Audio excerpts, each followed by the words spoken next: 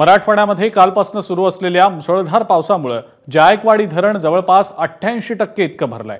धरणाच्या पाणी साठ्यामध्ये वाढ झाल्याने थोड्याच वेळात जायकवाडीतनं पाणी सोडलं जाणार आहे। त्यापूर्वी पालकमंत्री अब्दुल सत्तार हे जायकवाडी धरण परिसरात पोहोचले असून त्यांच्याकडून जलपूजन करण्यात आलेलं आहे।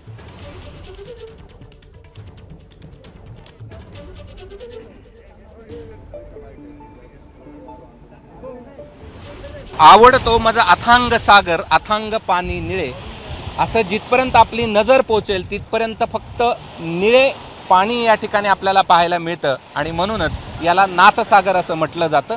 हा नाथसागर आता 90% भरलाय। काही वेळातच यातून पाण्याचा विसर्ग करण्यात येणार आहे। पालकमंत्री आहेत ते या ठिकाणी जलपूजन करतायत। ही दृश्य आपण पाहतो आहोत आणि जायकवाडी खरं तर छत्रपती संभाजीनगर असेल, जालना असेल यासह 300 खेड्यांची तहान भागवतो।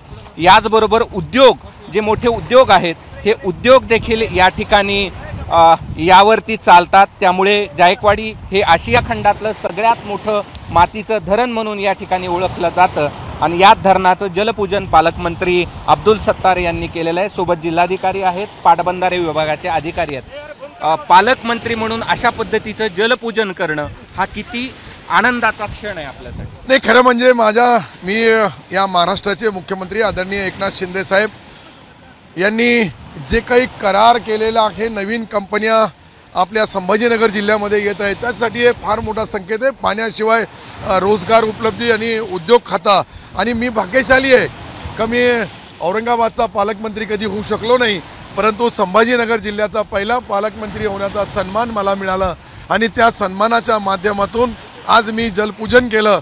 याचा निश्चित मला आनंद आहे।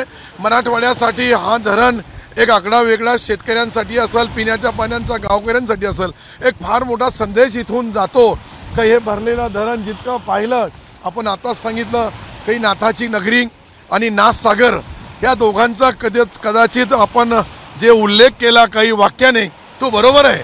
याच्या माध्यमातून आम्ही भविष्यामध्ये आपल्या महापालिकेचा जो पाणी पुरवठ्याची योजना आहे त्यालाही मोठा फायदा मिळेल असं मला वाटतंय।